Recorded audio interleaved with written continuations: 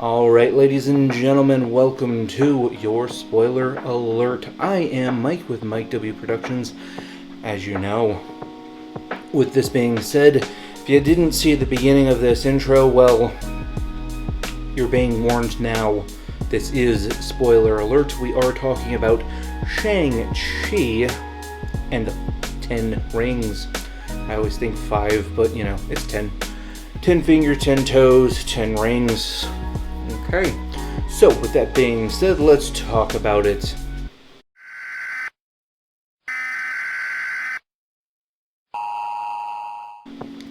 So in this movie, there are some pretty blatant issues. Most of them being that they're using every Asian stereotype that you can think of. At least the ones from every Asian movie that I've ever seen. They have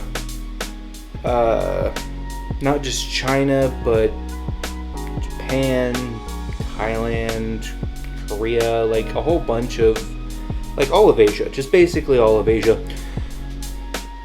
They don't know what movie they're trying to be.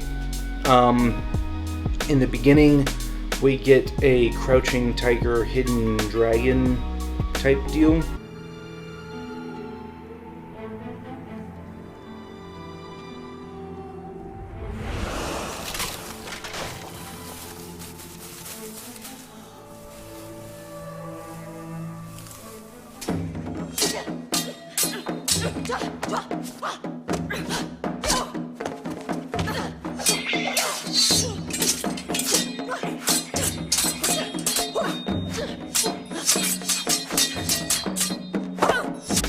And that was kind of annoying because it was just a blatant taking over of Crouching Tiger, Hidden Dragon.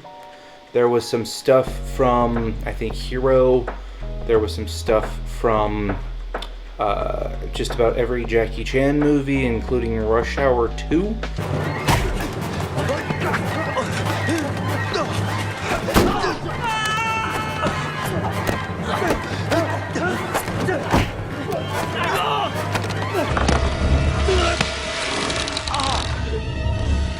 Which was super noticeable. There was some stuff from, I believe, Jet Li and Bruce Lee as well. It was noticeable. It was super noticeable that they were basically taking every Asian thing and saying, let's throw it on the wall and see what sticks. That I could see being annoying to all of China, or basically all of Asia as a entire group, because you're taking things that have been stereotyped now, been used to death in every Asian movie possible. I think there was even some stuff from Ip Man, like seriously.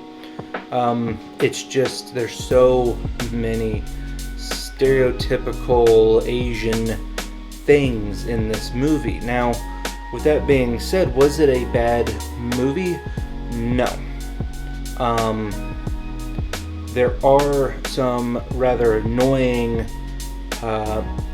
movie rehashings because they were apparently trying to just see what works and what doesn't, and there was a lot of stuff that just didn't work. The acting was good, though.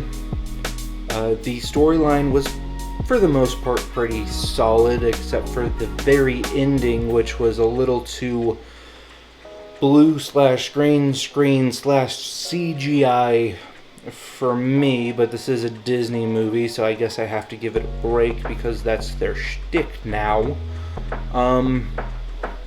The main guy, I don't remember if I've seen him in anything. If you know of any really popular movies that he's been in, let me know in the comments, because he kind of looks familiar, but I don't know if I've seen him in anything. Awkwafina, of course, we know her from like 2 or 3 movies so far. She did Jumanji, and Crazy Rich Asians, which were both pretty good movies, and she did a pretty good job in those movies as well.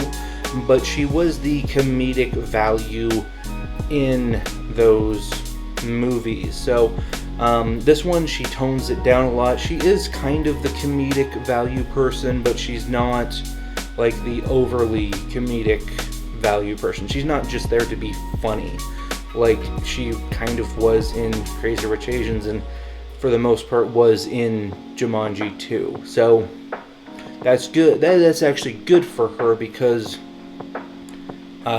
she's pulling herself out of that funny girl stereotype. Now, she's still funny, but she's not playing it as this is who I am only.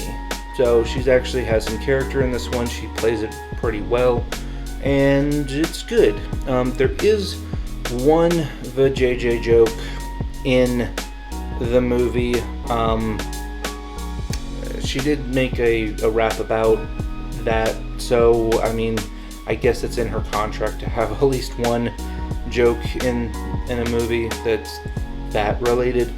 But you can kind of ignore it.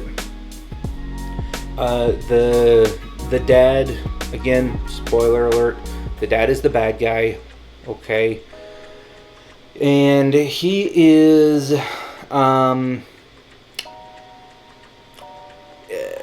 he looks a lot like Jackie Chan, just to be honest. Like in this movie, maybe not him in real life, like if you see his himself in real life, but him in this movie looks a lot like they just couldn't afford to get Jackie Chan to play the role, so they made him look a lot like Jackie Chan, which isn't a bad thing. It's just, you know, if you're gonna get a guy who looks pretty much like Jackie Chan, you might as well just get Jackie Chan. Again, the CGI, there's some stuff with that I had some issues with, but it doesn't take you out of the movie. It's totally overused in most of the Disney properties nowadays, but that's just a little thing. It doesn't take you out of the movie. There is some mystic Asian stuff that happens, which again, I can see why China doesn't like it, because that is a Chinese stereotype. And that's understandable. Again, is it a bad movie? No, but I can understand why you wouldn't like it based off of that. But it's a good flick. It's not something that I'm gonna go rush back to the movie theater and watch, but it is something that I will wait for it to come out on Disney Plus for free. It was worth the price of the movie ticket, gave me something to do for the day, but it's nothing to call home about.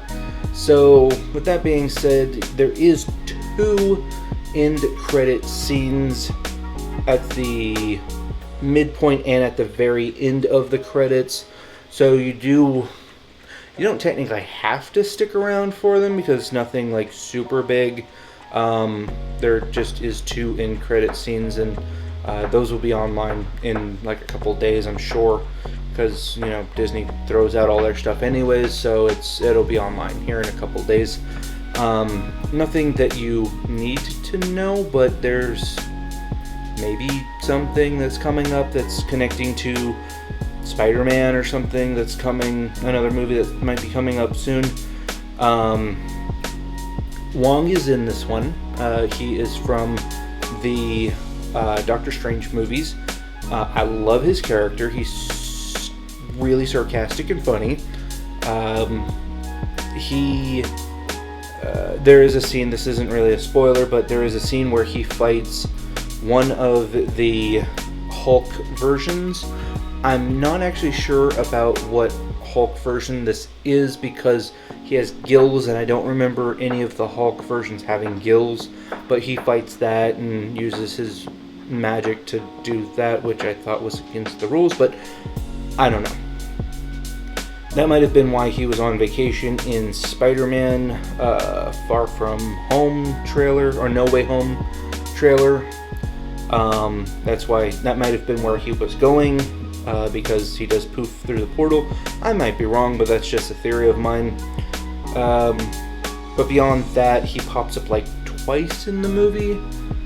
Yeah, the fight scene and then some other scene like at the very end. Yeah, so oh no, he's in one of the end credits. So 3 times he's in one of the end credits at the very end of the movie. So yeah, there is a end scene right at the end, and then at the very end is another end scene. So in one of those end scenes, we do have Bruce Banner, and yes, I do mean Bruce Banner, not Dr. Hulk, or Banner Hulk, or however you want to say it. It is Mark Ruffalo being human, not me Hulky Hulk. So I don't understand that yet. Hopefully in one of these movies they'll explain it. I honestly don't remember anything happening in the other movies to make that not happen, because I don't remember him being human in Endgame. I think he was still Professor Hulk in that one at the end of Endgame, so something changed. We'll have to find out in probably another movie, but not a big deal. With that being said, guys, that's pretty much my review. Would I go and watch it again? Not until it comes out on the Disney Plus. But was it a bad movie? No. I give it about a 6. 5 is you made a movie just to make a movie. You didn't do anything special, and you didn't even really try. This movie tries and kind of fails, but also kind of succeeds in other ways. So yeah, there's a bunch of movie references, and when you watch them, you can kind of see them. I think even Raya and the Last Dragon, there was some stuff with that, and some Avatar stuff came to mind, and so go through and find all of the movies that they copied in this movie if you decide to go see it. But with that being said, I hope that you like this review, and if you want to give it a thumbs up, give it a thumbs down. If you don't like it, that's fine. Thank you guys for subscribing to all of my subscribers, and if you do want to subscribe and see what I make next, there's a little button that should be popping up here pretty soon. And if you guys want to see another video, there will be one popping up here for you to watch. So with that being said, thank you guys for showing up and watching this video, getting to the end, and I will see you guys next time. Peace.